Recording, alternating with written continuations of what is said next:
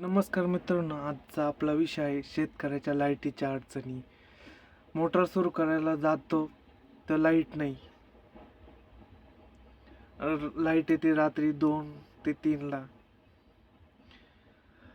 हे सगळं सोडून, झोप सोडून तो पाणी भरायला जातो रात्रीचा.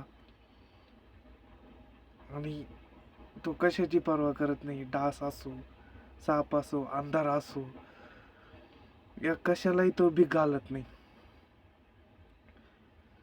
कधी कधी अचानक फेज जळतो किंवा डीपी जळते किंवा अन्य काही प्रॉब्लेम होता.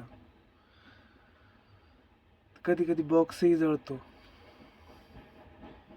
आणि पिकांना जर हे पाणी नाही दिलं तर पिकं ऐन वेळेस ते जळून जाऊ शकतात. अशी आमच्या शेतकऱ्याची अवस्था आहे आता.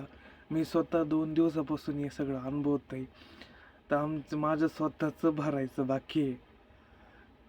आणि असं महावितरण पण मग या गोष्टी लक्ष देत नाही मित्रांनो. महावितरणचे कर्मचारी आले किंवा वायरमॅन कुणी आलं तर त्या रिपेअर करण्याचे पैसे शेतकऱ्यांना द्यावं लागतं.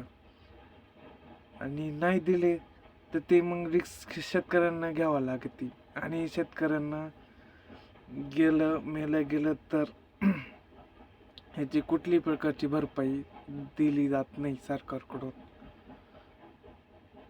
आजही आम्ही 2 दिवसापासून आमच्या डीपीवरती गरकी घालतोय.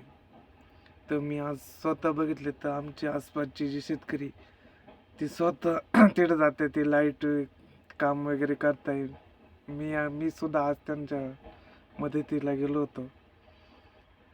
कारण मी जसं म्हणजे शेती क्षेत्रात आलो तेव्हापासून हा पहिल्यांदा असा एवढा मोठा प्रॉब्लेम आहे.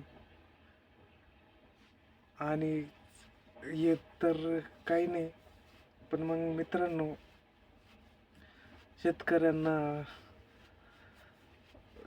वीज विभाग असो, हवामान, बाजारभाव आणि या तिन्ही संकटांशी लढावं लागत आहे.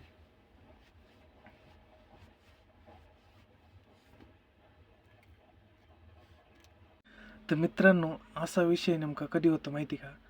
म्हणजे ज्या मोटर डीपी जळण्याचा, तर ज्यावेळेस पिकांना सगळ्यात जास्त गरज आहे, पाण्याची गरज आहे.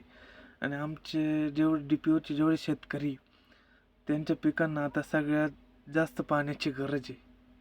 म्हणजे कोणी वांगे केलेले, कोणी फ्लॉवर केलेले, कोणी गहू केलेले, काहींनी गव्हाला खतबी टाकून ठेवलेलं आहे.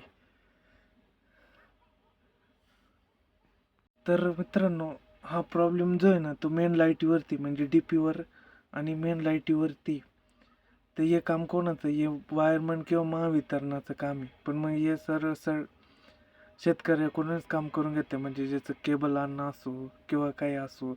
आणि जरी त्यांनी काम केलं, त्यांची माणसं आले, तरी ते पैसे शेतकऱ्याकडून घेतात.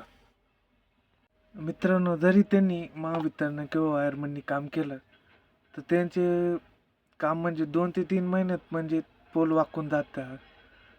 कुठं वायरेस लो करत्या, कुठं काय होतं, कुठं शॉर्ट सर्किटच होतं. शॉर्ट सर्किट झाल्यामुळं काय होतं, म्हणजे ज्याच्या वावर शॉर्ट सर्किट होतं त्याचं ऊस असो काही असो ते सगळं जळून जातं तिथलं.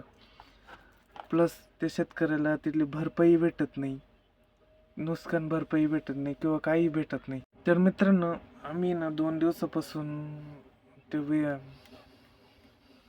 गरकी घालतोय तिथं डीपीवरती.